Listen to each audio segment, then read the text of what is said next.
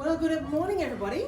My name's Verity, and I'm the Director of Entrepreneurial Development and Growth here at Flinders University, based here at Tonsley, Flinders Tonsley. Welcome for those who haven't been to Flinders at Tonsley. It's great to have you here. Before I start, I do want to acknowledge the land on which we're meeting, the lands, the traditional owners of the Kaurna people, and I want to pay my respects to past, present and emerging leaders and elders of those lands. There's a strong connection and history, particularly in the lands of the Kaurna people, but through this area. There's a creek that that runs through this area in particular that was a major feeding ground and gathering ground of the Kaurna people. So I know there's a large and lasting and historic spiritual connection to these grounds. I also want to pay the respects to any Indigenous peoples from other regions and pay my respects to them in this room as well. Well, today I'm very excited to be sharing this fantastic session on finance and venture capital, and particularly very excited to have Jo Chaturvedi-Durant. Have I got better? Yeah. I'm getting better. Yeah. I've been practicing in the car. It is so exciting to have Jo here. Jo is based here in Adelaide now, which we are very excited about, but works globally with the fund VU Venture Partners. So it's a venture capitalist fund, global fund. Actually, just hearing some of the things that she's working on and the partners are actually working on is really exciting. And in this room today, we have a variety of people from various stages of experience, at start of ideas, at growth stage and scale stage, and people working with startups and innovators, entrepreneurs in the state. So it's really great that we have a chance to have Jo here with us. Just very broadly about why we're presenting something like this. Well, we're really about empowering people to engage with and think innovatively. Ways that we can encourage people to explore their personal enterprise, transform their ideas to start to create value and impact. Plus we also have some prototyping capacity as well. But we really are about enabling people to access, grow and extend the opportunities and experiences they have to explore that innovative thinking and entrepreneurial mindset and an entrepreneurial opportunity. You have not come here to hear me. I know that because I would not want, anyway, I'll stop. You've come to hear Jo, and it's really, I'm very excited to pass the floor over to Jo. He's going to lead you through the session, and I do encourage you to take notes, to engage, connect with those in the room, and connect with Jo as well. So please join me in welcoming Jo.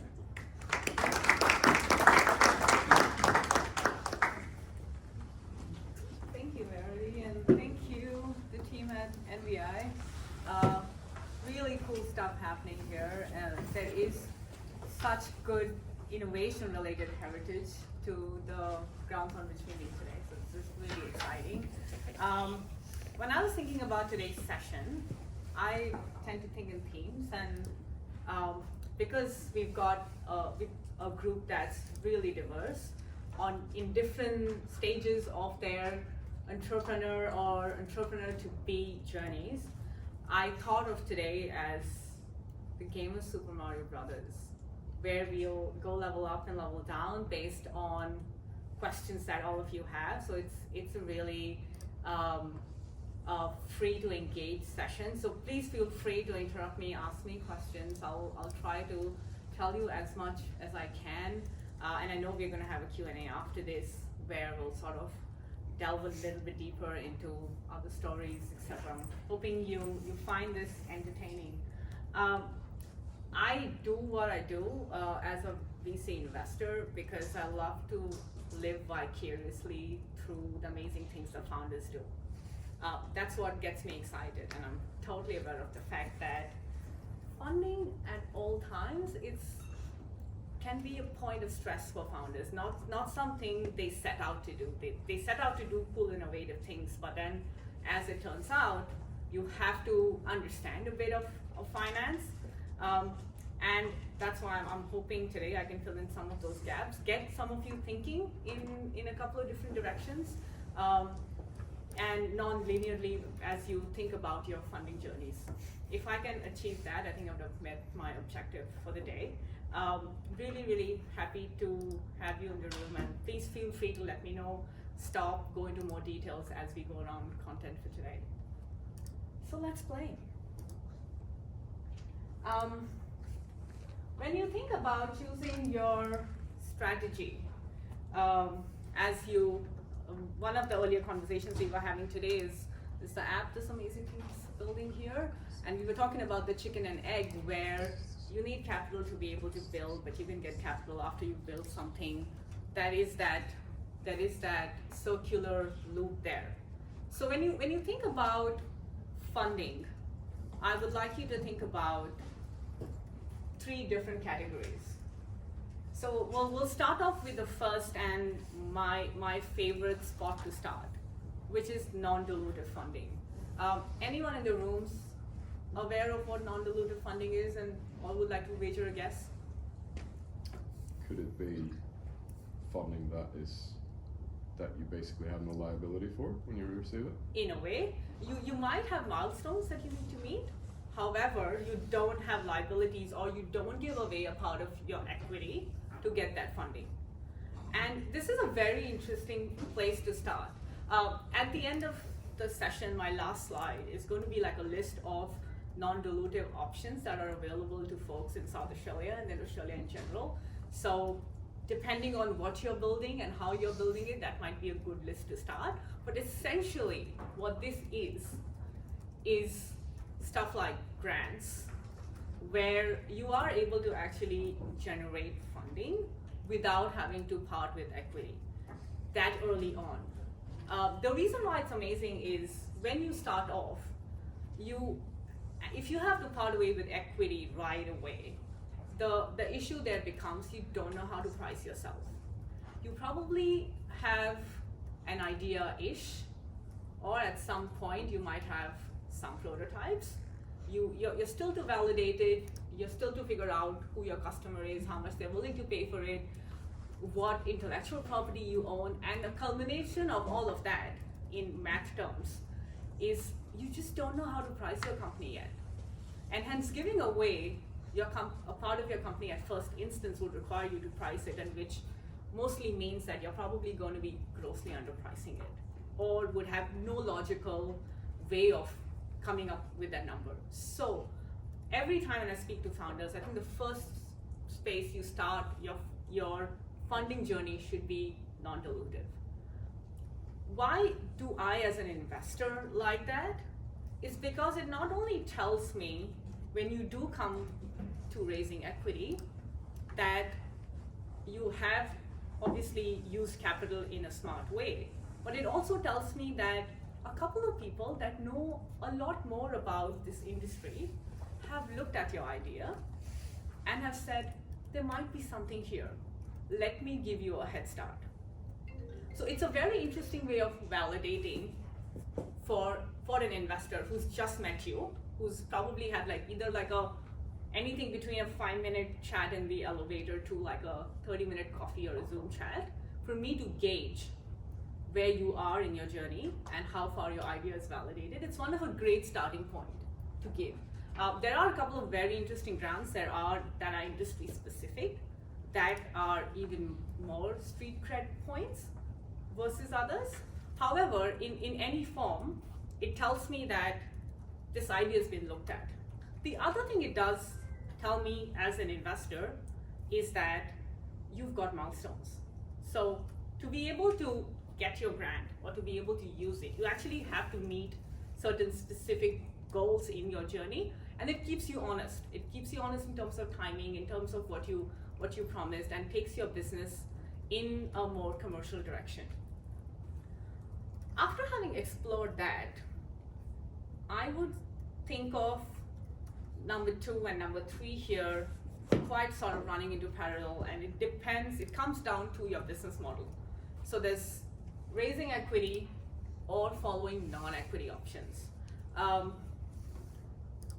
Anybody knows what the difference between the two is, or would like to wager a guess?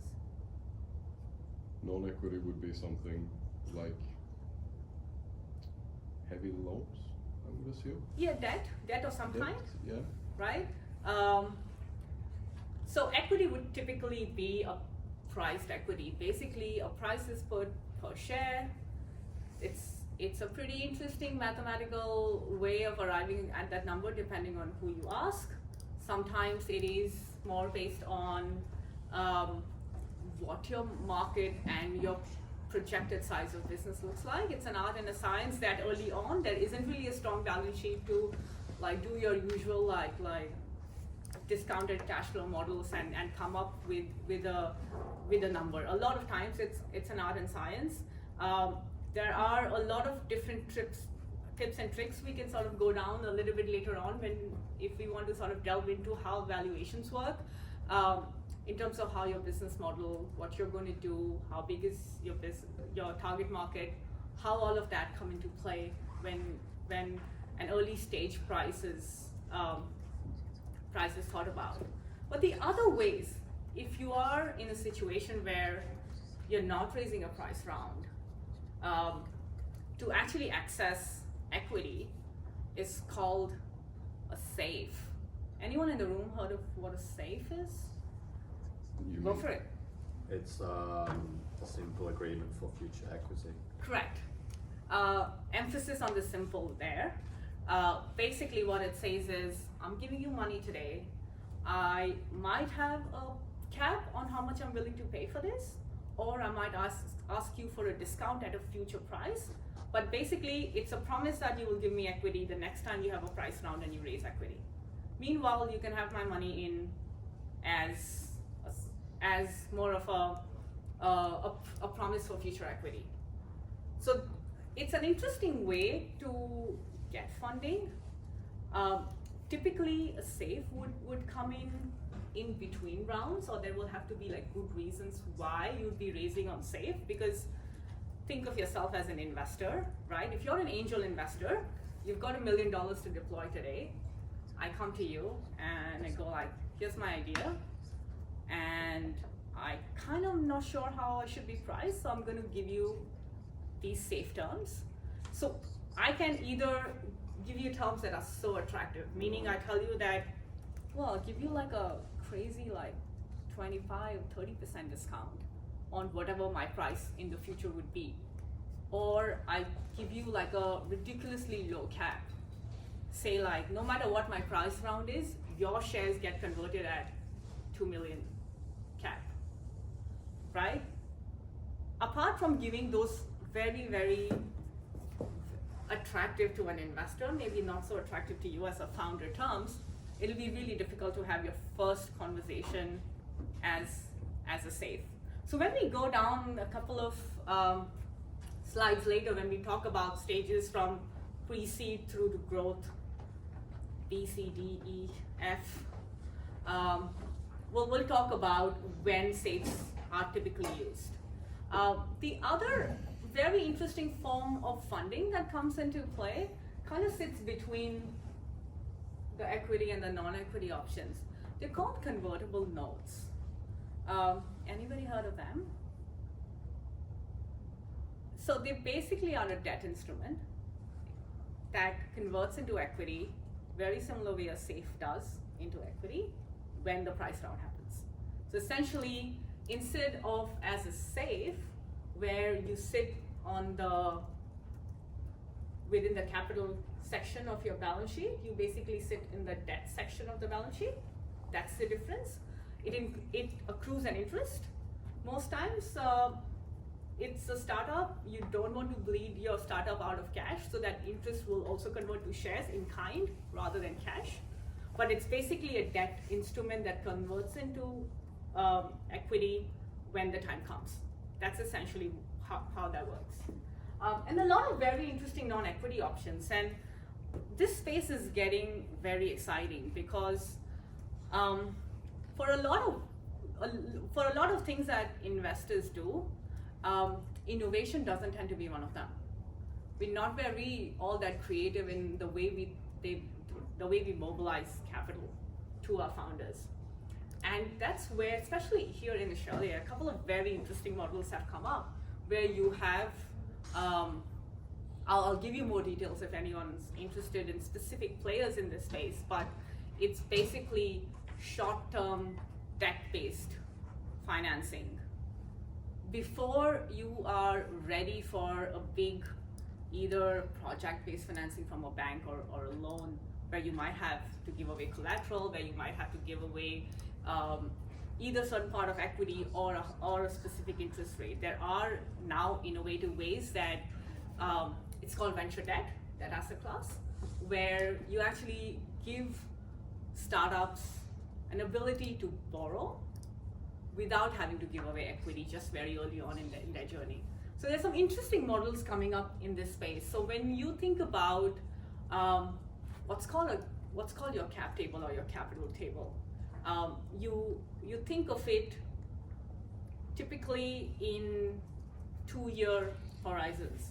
So when you think about your cap table today, you have a view on what you want it to look like in 2 years at all given points in time. That's how you keep moving on, and that's when you know when to raise your next round, what to do. When you think of those, always remember that there are these 3 very distinct options available to you, and raising equity isn't the only way forward. So we'll delve into this a little bit more. We spoke about non-dilutive. There are very interesting ways non-dilutive gets played. Anyone heard of what a matched grant is versus an unmatched? Yeah, you get back what you put in essentially. So you might have to put up 500K and you get 500K from the grant. Yeah, correct. So it's basically an element of, as a non-dilutive capital comes through, you have to supplement it with either your own capital or you've got investors that can match in. So from somebody who's giving you a grant, from their perspective, the impact of the capital is big. The impact of the capital that they are deploying into you is essentially catapulted. From your perspective or from your investor's perspective, the impact of their capital is catapulted. I mean, that's a very interesting way to turn, say, if you have $50,000 in a bank and you get a 2:1 matched grant, you're able to stretch your dollar to 150. So that's kind of how match grants work. Great option if you do have other pathways lined up where you can actually be able to match that funding. Unmatched, there are quite a few unmatched options as well, where basically the grant you get is the grant you get. That's your plain vanilla way of looking at it. The other things that we spoke about when you talk about dilutive equity. So say you're on your journey, you've exhausted the grants that are available to you. Now you're on your journey where you have to raise capital. What do you do next? Who do you go and speak to? So this stack here is typically, I don't think it's set in stone, but it's typically the way people move, right?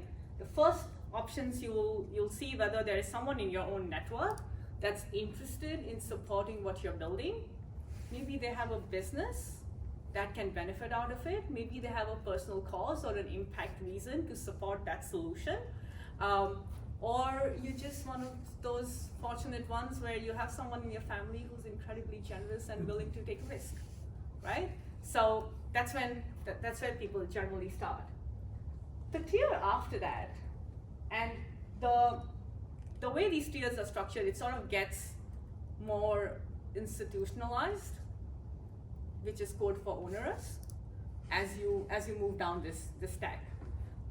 Then you go to angel investors. So angel investors are typically people might not be in your direct network, but you know that this is a space they've either played in. So if you're building some kind of a last mile delivery solution, you'll be pretty tempted to see if there's someone in an Uber or a Deliveroo or an Amazon kind of experience where they do have capital to spare, and bring them on as your angel investors. So typically angel investors then also give you support, right? So they have ability to either unlock something about your innovation or your business model, or they have the right contacts, which comes across along with along with the capital that they bring in. That typically means most times they become your first set of advisors, and they also become your brand ambassadors in a way. They become your KOLs. They sort of then bring another level of credibility to what you're building. After that, it starts to get even more institutionalized, where you're pitching to venture capital investors or other forms of private equity. We'll go into a little bit more detail in terms of what this means when we talk about when a business becomes investor backable. So we'll talk about what the key difference between venture capital and other private equity means. I take it as you all are very well aware of what a public offering or an IPO means. There is, especially in Australia, it becomes really critical because there is a 50 pax cap on your cap table.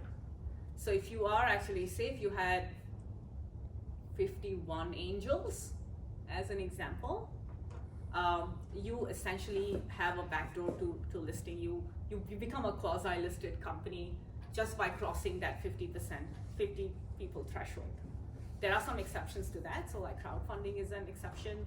I'll go into detail as to why that is an exception. It's a very interesting technical way of why it's an exception, but I take it as you're all aware. We've spoken briefly about debt. So we've spoken about loans, options, venture debt. So I'll delve in a little bit more between the difference between when you go to a VC or you go to a PE or you go to a growth investor. Anybody in the room would like to take a guess? What differentiates these? There are no wrong answers. Early on, just getting in early on. Yes, because that changes the risk profile. So, as investors, and I'm hoping at least a few folks in this room eventually become investors, or in near or midterm. I think that's definitely something that will benefit our ecosystem here locally in South Australia a lot. But as an investor, you think about returns as risk versus rewards, right? The higher risk you take, the higher reward you expect. The earlier on you get in, the higher the execution risk, the higher the tech is not validated yet, you don't know what your product market fit is, you don't know what people are going to be willing to pay for it. You kind of sort of know what your competition is, but maybe not so much. So VCs tend to come in a lot earlier, so which means they are looking for a much higher return. So for us, as an example, we look at anything that's 20x or more, which is a 20x to 100x, because we are coming in so early. For a general private equity player, they might come slightly later on in your journey, which means they will come in at a higher price point, right? So say if a VC comes in pre-seed, say your company is valued at 10 million. By the time you get to a PE stage, which is like a growth stage, you might at that point already be hopefully a $100 million company or a $200 million company, right? That's when, say, PE comes in. However, at that price point, they're not looking for a 20x. They're probably looking for more of like a 5 to 10% return, which is like totally different, magnitudes of order difference. The other thing that you have to think about is when you're building a venture, in being investor backable becomes quite important, and we'll come back to it. I think I have a slide on that, and if I don't, we'll basically talk about how the size of your market determines whether or not there is room for an investor to play, and then which investor can play there. Before we move on to that, let's talk about the good stuff that founders dread. This is what a lot of founder nightmares are made of. unfortunately. In your journey in making something really exciting and cool, you end up having to think about price rounds versus non-price rounds, for example, or strategic investors versus financial investors. Even within the VC space, there are a lot of different kinds of investors, so not all VCs are the same. Typical types of strategic investors would be what's called as a corporate VC or a CVC. Has anyone in the room heard of any of them? Do you know what a CVC is? It's typically the venture arm of a major conglomerate, for example, right? And why this becomes important is if you're Kathy and you're building something really cool that's got an implication on how we shop day to day, you might think of, oh, does Woolies or Coles have a venture arm? Because this is very aligned to their business.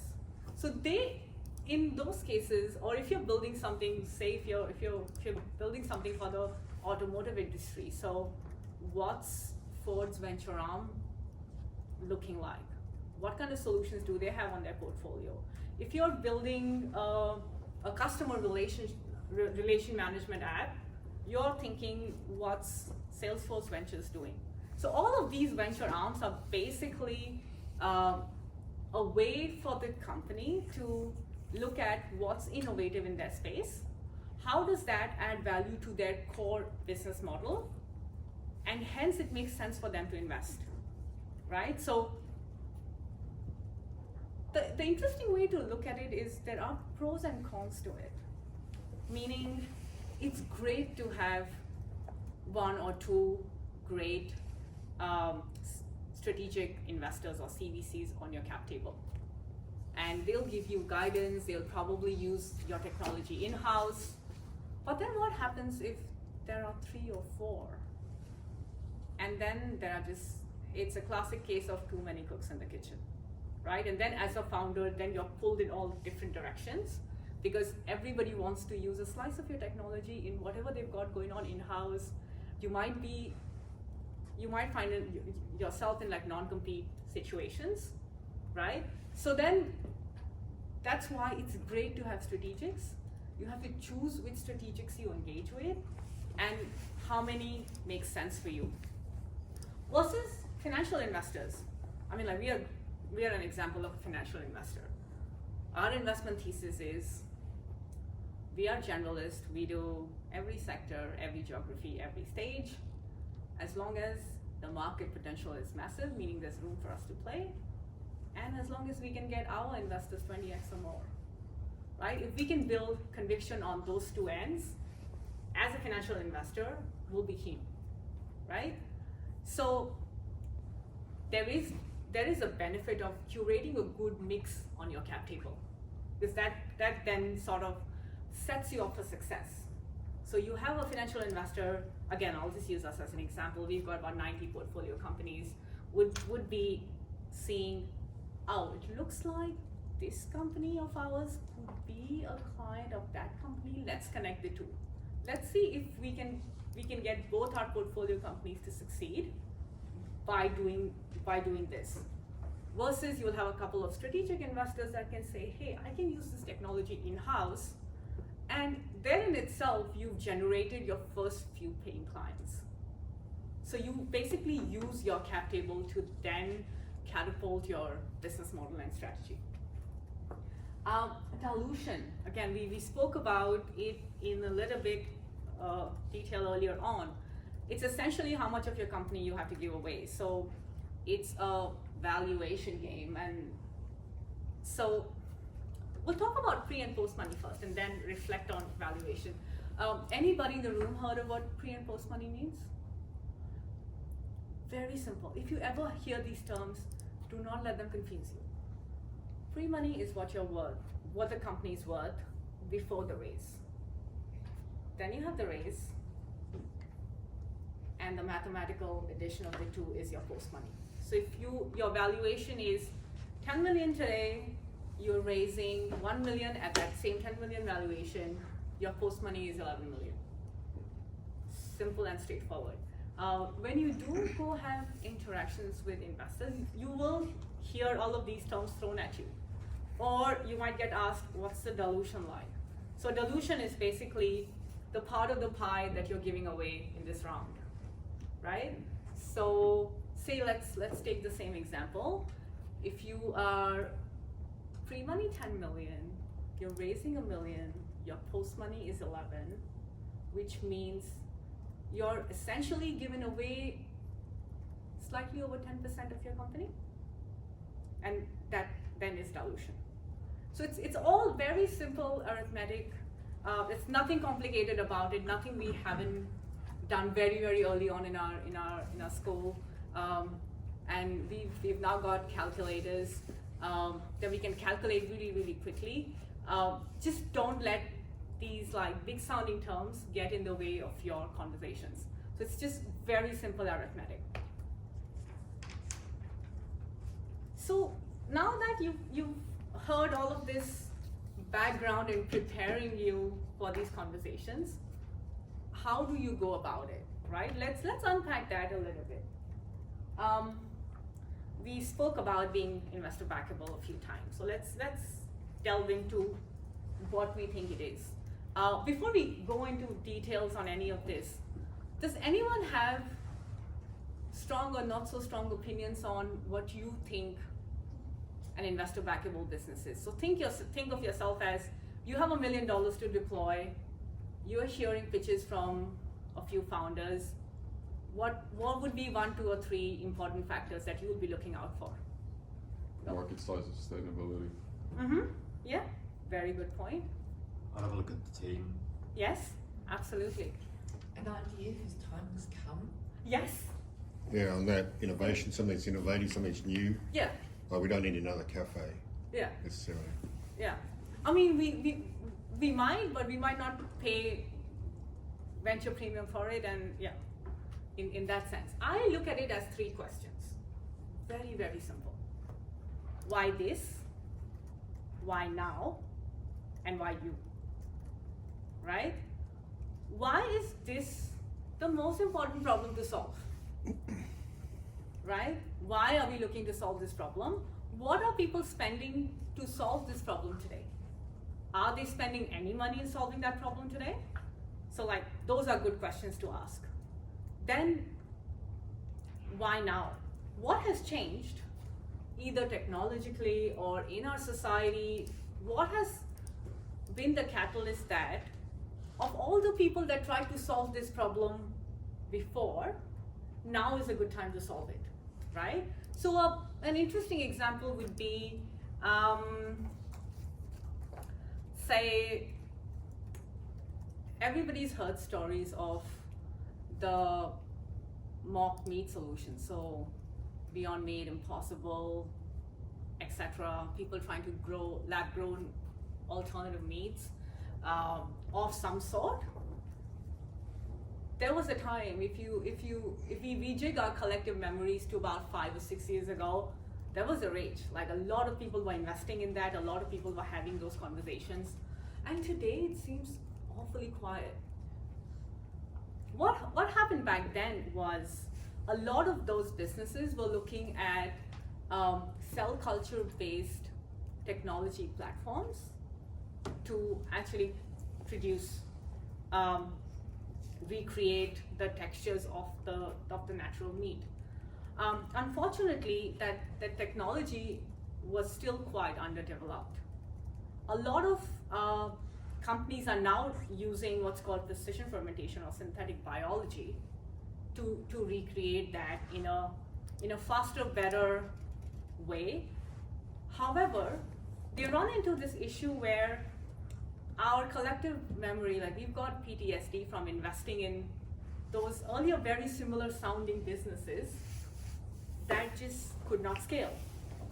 So anybody who's like developing a food solution today has their first task is going to be to convince their investors how this is different from anything that was done before. So the why now in that problem becomes extremely important, right? Or a good example, more of a pricing example than a product example would be, back in the 60s, Ford came up with the car T, and they priced it about a third of the prices back then. So like cars would go for a few thousand. A lot of Ford models were almost at the lower end of the thousand and even less. That pricing strategy made sense back then because our collective sensitivity to prices, the price sensitivity to demand for cars was higher than 1, and hence any change in pricing actually influenced behavior. Unfortunately today that's not the case. So if Ford, that same strategy that Ford applied, say if Tesla were to do that today, they wouldn't actually expand the market like Ford did. They would actually contract the market because people will be spending a lot less on those solutions. So the why now becomes extremely important. So why this is a bit obvious, that just tells you where the market is. But lastly, why you? I think that's a really important point, because you are meeting, especially when you talk to investors, right? Like you're meeting them, say for 45 minutes to an hour, right? Your job then is to convince them that you have the ability or the knowledge or some kind of a really cool sustainable unfair advantage that will help you execute better than most other people can. So you either have a personal impact story combined with a skill that you have that you're able to use to actually execute, or you are, my favorite example tends to be Palmer Luckey. Anybody here in the room knows who Palmer Luckey is? Anyone heard of Oculus? Yes. So Palmer Luckey is the founder of Oculus, who sold the company to Facebook, now Meta, was a unicorn, success by every matrix, continued to operate Oculus within the Facebook Meta framework. So he was a part of that group. Again, some of his tweets didn't go down so well, so he got ousted. And he's been back doing defense tech. So anyone heard of Andrew? They raised about $1.5 billion 2 weeks ago. Successful by every matrix. But then once you've already built a unicorn, the why you becomes very easy, because people can see that. Like, there is data that shows that this person has built something and has been able to build it again. There are a lot of not very great examples on this point we can discuss in the Q&A section of today's session. But there are a lot where people's ability to execute can sometimes be misplaced, but the market takes signals from data nonetheless. So let's go down this stack. I know we've covered some of them in my why this, why you, and why now spiel, but market size is extremely important. There is no fundraise deck that's complete without you telling your investors what your TAM, SAM, and SOM is. Anyone know what those are? Take a guess. Go for it. TAM's the total addressable market. Correct. SAM's the serviceable Available market. available market, and SOM is the basically Serviceable, market. obtainable market. Yes. So TAM is, I see you back there. I remember you're building something very cool with sustainable fashion, aren't you? So in that case, your TAM is the amount people are spending on clothes today, right? Your serviceable available market will probably be the amount of the subset of that which are tilted towards sustainability solution, right? What are the brands? How much are they spending on their sustainability solutions? Which brands have gone viral based on sustainability solutions? And that gives you a very good number. So that becomes your SAM. and then a portion of that, which will be your market capture. So if you're building a consumer brand, a 0.5% market capture tells me you're a rock star. If you're building something super deep tech, you might probably be a 20% of the market. Just depends on what market you're playing in, that becomes your obtainable market. The reason why those numbers are important is that tells people in a quantitative way how big this business can be. Is there room for me to play? So let's go back. Each one of you is an investor that has $1 million. I come to you with an idea saying, so this is my really cool solution, and today people are spending about 10 million in aggregate to solve this problem. That tells you instantaneously that there's no way I can have 100% market capture, so this is not a 10 million game. It tells you that that's your cap, right? So if I get, say, a 2% market capture out of it, then essentially for you as an investor to put $1 million in, there is no way you can make any kind of return on it. You're better off holding that money in your bank, putting it in a money market fund, or doing whatever else with it. Maybe buying real estate, right? So that's why having those numbers is extremely important, right? It tells the investors whether there is even room to play, right?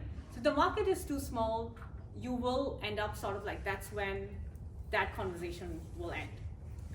That's not to say it's not a good business, right? That's just to say, three is a crowd, right? That's all it means. If you found a great idea, that's a very specific solution that solves for a very specific problem, and that's got like good profit margin for you to build a business in, by all means, you should most definitely pursue that. And you will absolutely be a success, which is really, really cool, right? It just means that an institutional investor can't play. So there's no point you spending any time trying to get institutional investors, right? Then you're better off, let's go back to the first slide, right? Then you're better off thinking, should I just go get a loan? Should I get some kind of project financing? Should I get like a short-term bridge of some sort? Instead of me wasting 6 months of my life I will never get back, talking to investors for them to only see that there's no room for them to play, right? So that's when your business model becomes really important, when you choose what source of funding you choose to explore and who you choose to speak to and spend your time on. Because as founders, your time's really important, right? And like I said, as a very self-aware investor, I'll tell you, I have absolutely no qualms admitting that founders like to build. Founders don't like to spend time with investors. They want to do what they are really passionate about, and some way that they can change the world that's getting them excited, right? So as a founder, you need to think about, does your business model allow there to be room for an investor? What kind of investor there is room for? And then spend your time there, right? If you don't need capital, you don't need investors, easy peasy. If you're a content creator that's just got the riz and people really like you, you probably don't need to be wasting time with investors. If you are a cafe business, for example, and you're doing something that's very similar, marginally interesting, it's a great business for you. But if it's not a massive magnitude of change from the status quo, there isn't going to be big margins there for investors to play in. Like, remember, we're looking for 20x, modestly speaking, right? So it's just, again, just doesn't mean it's a bad business. It just means there's just no room to play, right? You're better off, think of your opportunity cost of time, think of opportunity cost of capital, think of opportunity cost of giving away like a slice of your company. When you say the 20x or 50x or whatever, are you saying as a aggregate, or that's what the investor's looking for? That's what the investors are looking for. So say if you're an investor and I'm giving you a pitch and you're like, okay, maybe I'll allocate 500K. On that 500K, it's the the technical term is MOIC, multiple on invested capital, right? So you're looking to generate returns out of that money. You're taking an immense amount of risk investing in my solution that I haven't proved out yet.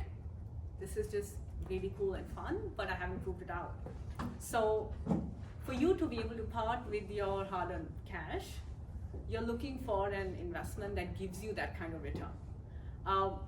That's straight off the top, or that's negotiable, or that's No, in it's, chunks? Or? no, it's basically very interesting question. So the reason I asked that Yeah. is because the investor he's looking for it to exploit it. Really, he's a bit of an entrepreneur. They're a little bit Yeah. Yeah. in the attack mode. You know, they want to go to the business and Yeah. exploit it Yes.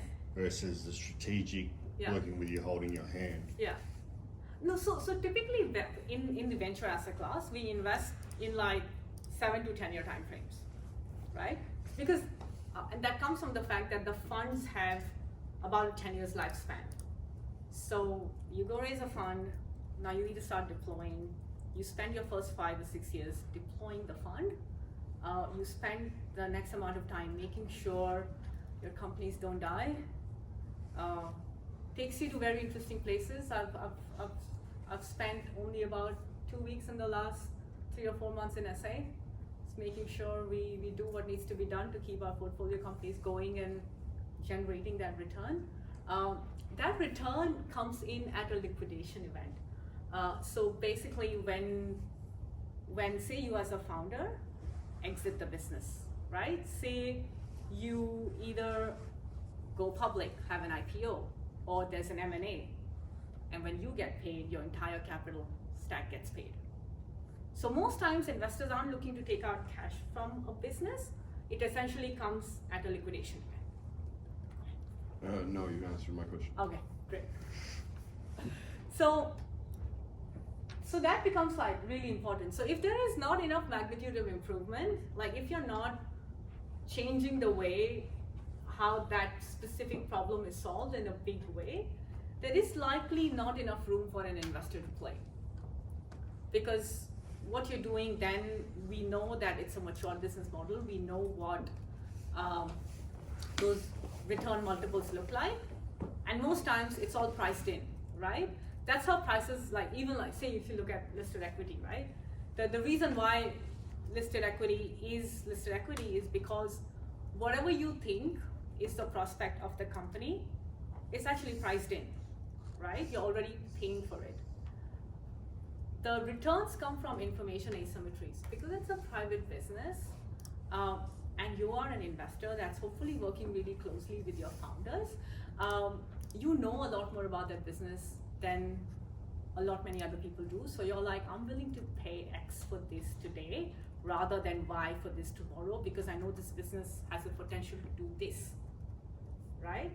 So that's when the magnitude of improvement becomes really, really important. So it has to be a very interesting way of how you solve that problem that's different from whatever's happening today. Scalability and defensibility is extremely important. So scalability is, again, if you're a content creator, you're a one-person team, you are the brand, it's really hard for that solution to scale. Like unless someone really cool makes like a really cool like cloning solution, or like we kind of transcend to AI deepfakes in a way that they truly have the right number of fingers they should. There is just you, right? So that puts a cap on scalability. And then defensibility. This is really, really important. Anyone wants to guess what defensibility means? How defendable your company is in terms of capital? Like how much you can defend your capital, maybe? In a way. Go for it. Competitive. Correct. Yes. So because there's going to be competitive tension, whether you can then defend your business model or can someone else just come and disrupt and take that market share off of you, right? So how do you build defensibility? If you're a deep tech company, very easy. You've got intellectual property that backs you. Anybody who tries to do exactly what you're doing, you're going to go after them. They will have to stop what they're doing, or they'll have to give you a cut, or they will have to license your tech from you. If you're a SaaS play of some sorts, if you're a software It'll probably be how fast you get adopted and get ingrained into people's psyche, such that consumer behavior becomes really hard to change, right? If you're a consumer brand, again, how fast can you become the Xerox of anything, right? So you're not photocopying, you're Xeroxing. Like how fast you become that makes defensibility. So scalability and defensibility become really, really important points when you're evaluating an investment. Team we spoke about, right? Why can you solve this problem better than most other people can? And why are you a good steward of capital? So somebody's parting with, again, their hard-earned money, right? Why are you best placed to solve this in a way that takes care of that capital and generates return? So let's go into the usual labels of it. Like I like to just call them labels, and like most people, I'm averse to labels. So anyone wants to guess what these terms mean? They're the different, let's say, investment stages of a startup. Correct. So you can look at it by two schools of thoughts, right? One's your TRL levels. Anyone heard of TRLs before? Technology readiness levels. Like that's if you're building a deep tech, you would hear TRLs to no end. So 3 to 5, 5 to 7, 8+ is when you're ready to go to market. For everybody else, this just means the order in which you've raised capital. The good thing is you actually don't have to raise in every single order. You can actually like skip.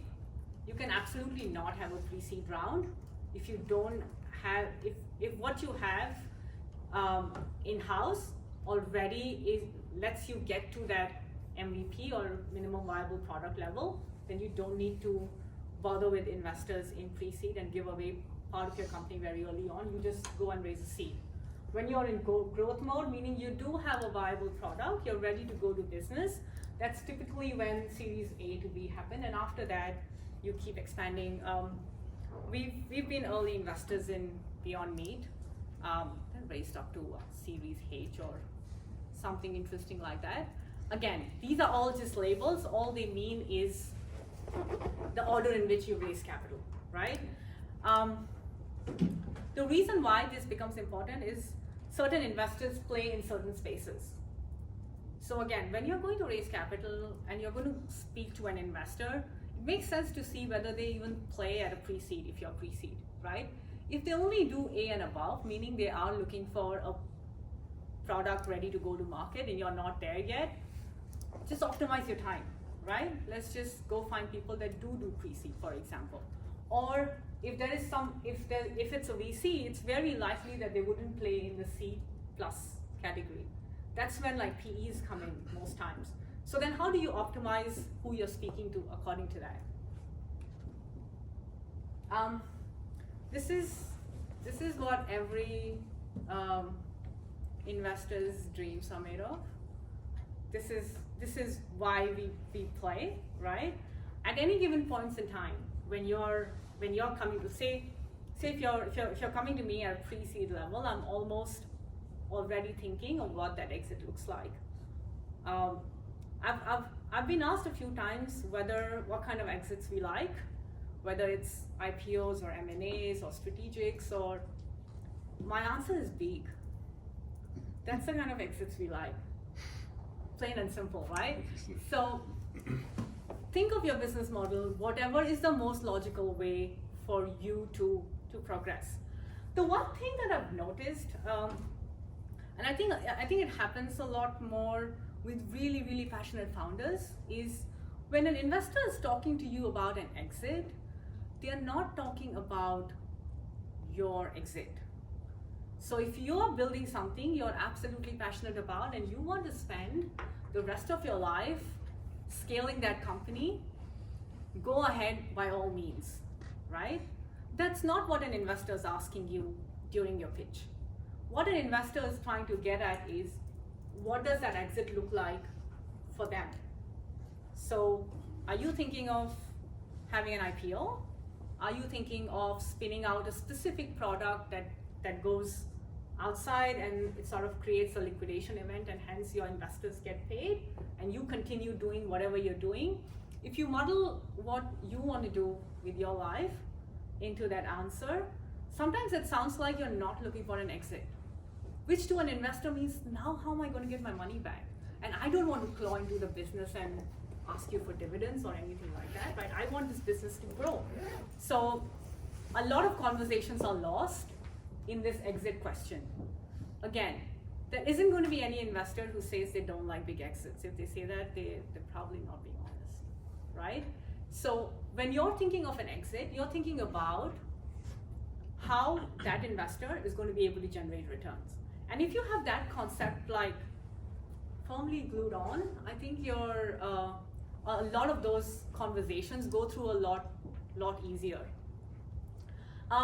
A good example when strategics get involved, I think we were looking at a really cool medtech company that's been a portfolio company for a long time, and they had interest from strategics very early on.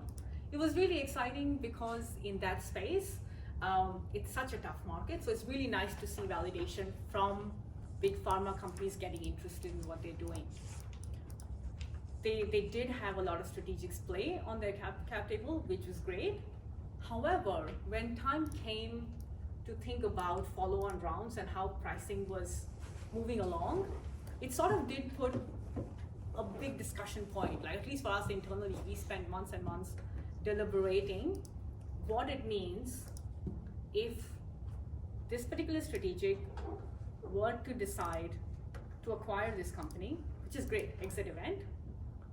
However, they've been involved so early on that they know what the inflection points are. So in venture, you look at like a J curve of return. So you put in money for the first few years, you just spend, you lose money, and then you get to a point where you basically skyrocket. So the more sharper the J curve of a company is, the more investable you become, right? So in this particular case, given the strategic was very well aware of what those inflection points were going to be, if they're a big company, or say, let's put you in their shoes, right? You are a big company that's invested in like a nice little startup, that's in your same industry. When will you make an offer to acquire? You'll make an offer to acquire where there is still a considerable amount of value to still be captured, right? You are not going to let that company go all the way to the heights of a J curve and just before acquiring. You're probably going to acquire as soon as you can, so you can capture that value for yourself. Which means for a financial investor on your cap table, you're getting a pretty big haircut. Is it better than not having an exit? Yes. Is it better than the company dying? Of course, hell yes. But if you're trying to construct a portfolio of winners, and if that's something that's going to like cap your return potential, right? Then when you construct your portfolio, you wonder whether or not you're going to deploy further capital in follow-on rounds, right? So that changes how your follow-on round strategy looks like.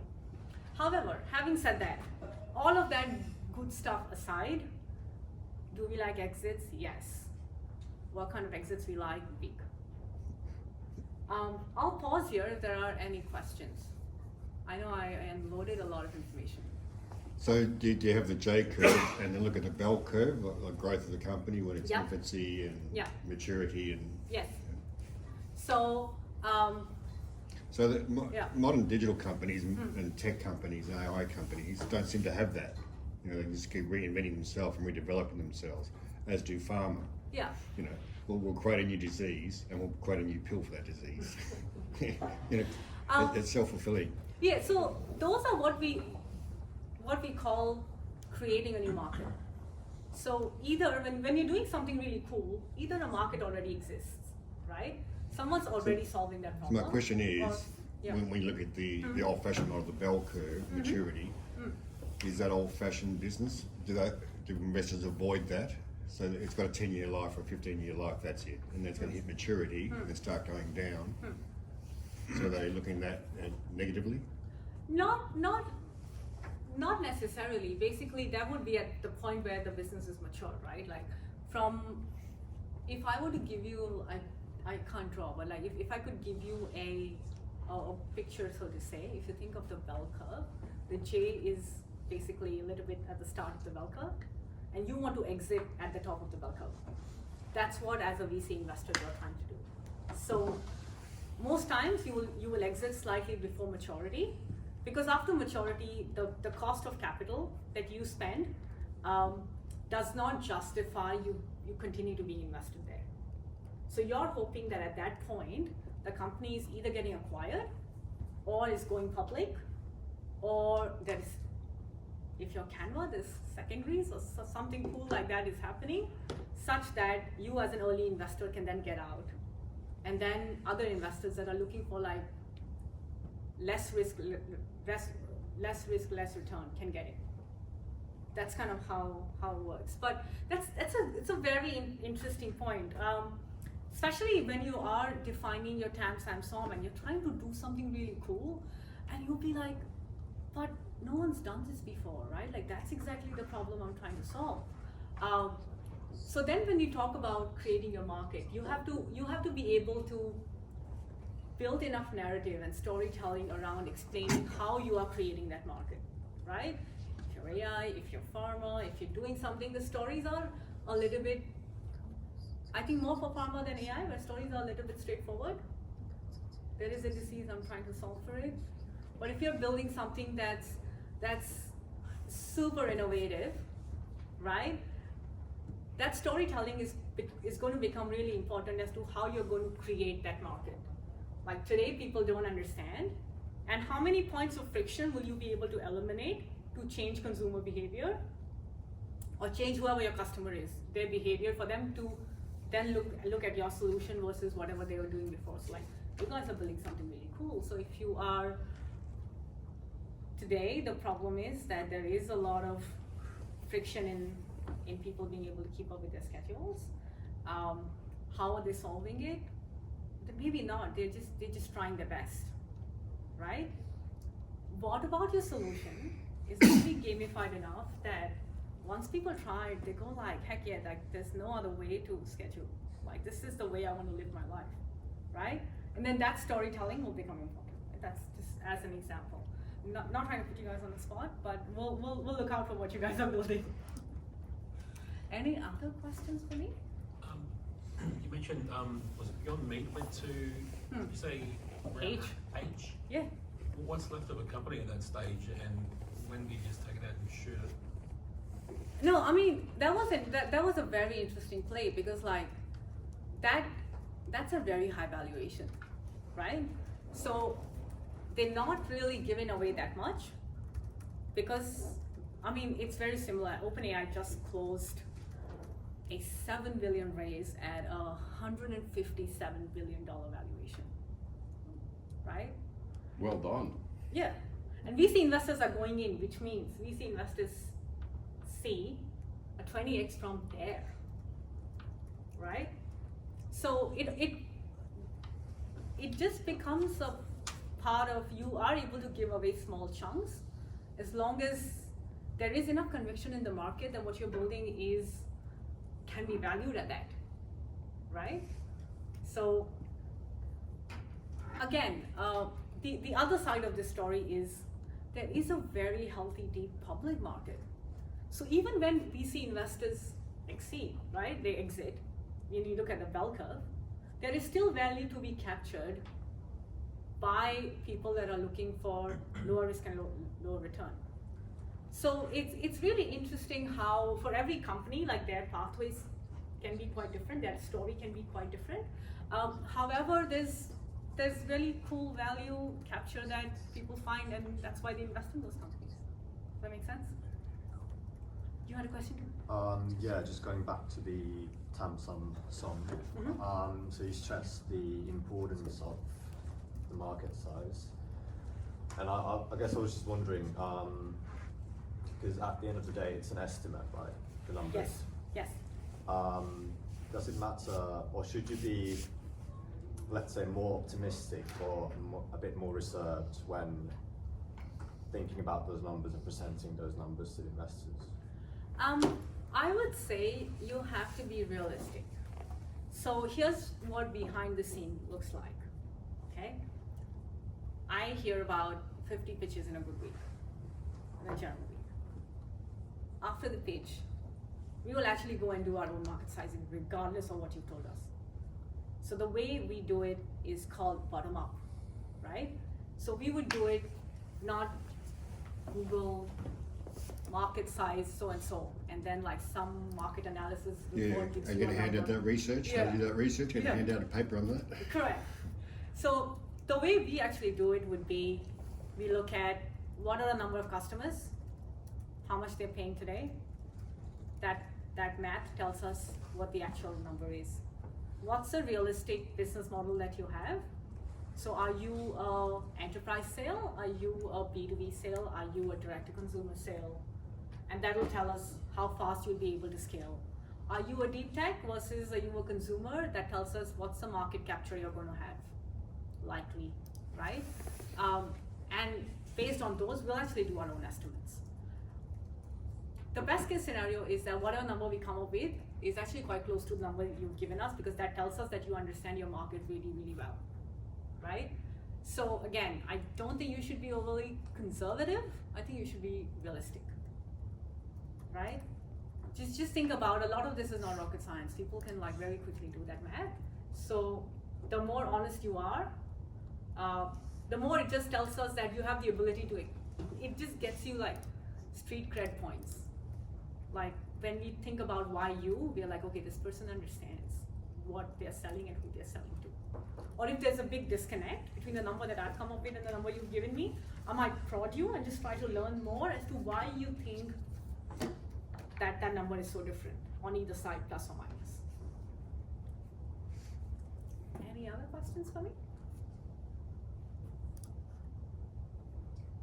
Could you explain, you talked about for technology readiness, and you had numbers Yeah. along with that. Could you just go over that again? Yeah, that's mostly used for like, in most like deep tech conversations, so TRL. So if you're looking for a lot of like grants, or if you're selling to government, a lot of times they understand those numbers to tell them where you are in your journey. So 1 to 3 tends to be a more ideation stage. 3 to 5 is lab ready. 6 and 7 tends to be like tested in real life. 8 is when you are good to go, product can just be sold. But these are like, it's just a common like vocabulary that people have to understand where they are in the journey.